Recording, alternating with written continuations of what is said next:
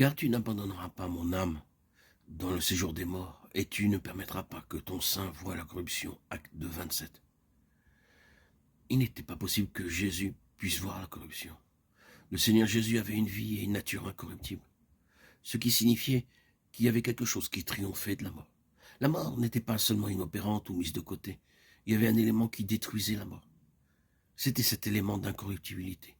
Le mot est aussi employé à l'égard du sang de Christ, sachant que ce n'est pas par des choses périssables, corruptibles, par de l'argent ou de l'or que vous avez été rachetés, de la vaine manière de vivre que vous aviez hérité de vos pères, mais par le sang précieux de Christ, comme d'un agneau sans défaut et sans tache.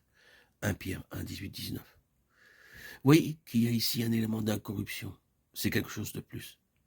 C'est aussi employé à l'égard des corps glorifiés des croyants. Car il faut que ce corps corruptible revête l'incorruptibilité et que ce corps mortel revête l'immortalité. 1 Corinthiens 15, 53. Ici, c'est lié avec la glorification.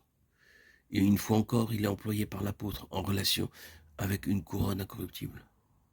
Tous ceux qui combattent s'imposent toute espèce d'abstinence, et ils le font pour obtenir une couronne corruptible. Mais nous, faisons-le pour une couronne incorruptible. 1 Corinthiens 9, 25. Nous savons ce qu'est une chose que non simplement se fane et qui meurt, mais qui se désintègre complètement et qui a perdu tout son éclat. L'incorruptibilité couronne signifie donc bien plus que la seule survie.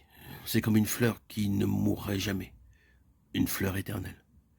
C'est une chose qui possède un élément distinctif en elle-même. Et c'est le mot qui est employé ici.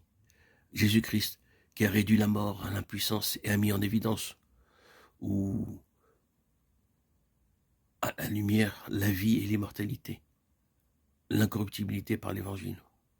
C'est la qualité de cette vie, la nature intrinsèque et inhérente de sa vie qu'il a mis en lumière. C'est là cette chose incorruptible. Il a annulé la mort, non seulement la non-existence, mais détruisant la nature essentielle même de la mort, qui est la corruption. La vie et l'incorruptibilité, la manière dont l'apôtre les relie ici, en font une seule et même chose. L'incorruption, c'est la nature de sa vie. Et l'efficacité dépend de l'incorruption. Nous sommes occupés à cela maintenant et vous permettez avant tout que nous posions les fondations, parce que la question qui nous préoccupe est une chose très importante. L'efficacité manifestée par Christ dépendait de certains facteurs spirituels. Et il en sera ainsi avec nous. Et cette efficacité était fondée sur des facteurs ou des caractéristiques de l'incorruptibilité, des éléments qui à l'arrière-plan étaient la constitution de sa vie même, incorruptible. C'est cela qui donnait à sa vie son immense signification. Toutes ces valeurs intrinsèques se sont manifestées au cours des 3 années et demie de son ministère public. C'est peu comparé à toute une vie.